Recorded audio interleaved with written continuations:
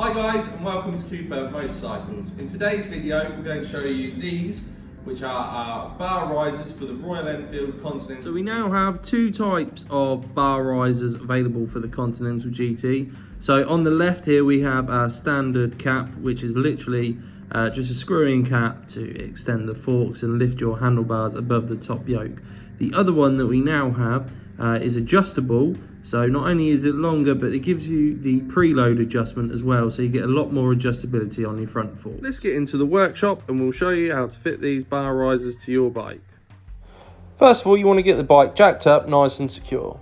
Next, loosen off the top pinch bolts on the top yoke and crack off the top nut on the top of the forks.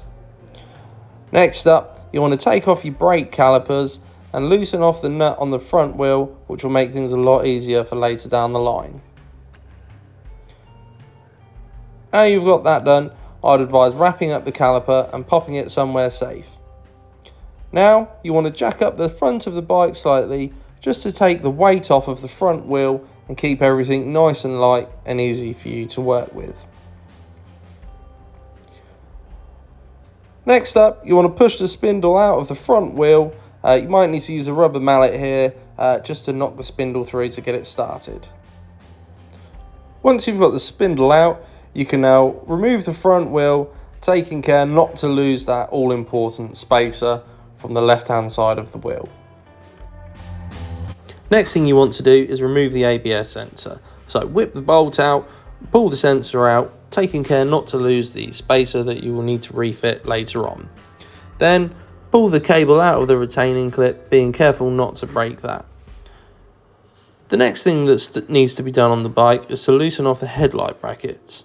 So there's a little hidden 5mm Allen key bolt just on the back of the brackets that you'll need to loosen off. But before doing that, I would always advise measuring the height of the headlight brackets before loosening them off to make sure that you put them back in the correct place. With everything nice and loose, we can now start to remove both of the fork caps.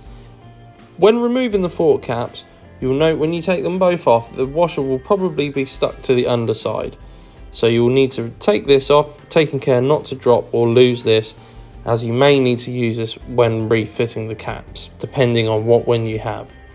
Next up, remove the rubber O-ring, being careful not to tear or split the O-ring, as you will need to reuse this. Now we've got the O-ring off of the previous cap, we just want to have a quick look at it, make sure we're happy that it's not split, torn or perished in any way at all, and then we'll slip that onto the new cap and get that ready to go and ready to slip into the bike. Now I always advise putting something over the top of the cap where the socket makes contact, just to avoid any damage or scuffs on the new cap, as you want to keep it looking nice and shiny. So now new cap's on, we're just going to nip that up, taking care not to over tighten it too much in the beginning, just so we get everything seated nicely. Now we've got those done up nicely, let's start undoing the pinch bolts on the bottom yoke so we can start to drop the forks down so we can move the handlebars into the upper position. So now we've done this, we can start to move the handlebars onto the top of the yoke and start pushing the forks back up into the correct position how we want them. So now we've got the handlebars in the correct place, let's start putting the front wheel back together.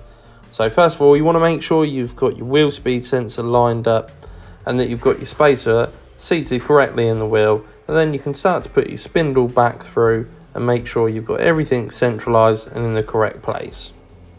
With the front wheel spindle in, we can now tighten up everything else and start getting the bike back together and put in one piece. We will post up at the end of this video a small spreadsheet just showing all of the torque settings for everything that you've removed on the bike, so you can ensure that everything is put back together using the correct torque settings set by the manufacturer. And that, as they say, is that. Your bike should now have a lovely pair of handlebar risers fitted to give you a little more comfort on the bike. If you have any questions, please don't hesitate to contact us or give us a call. Thank you.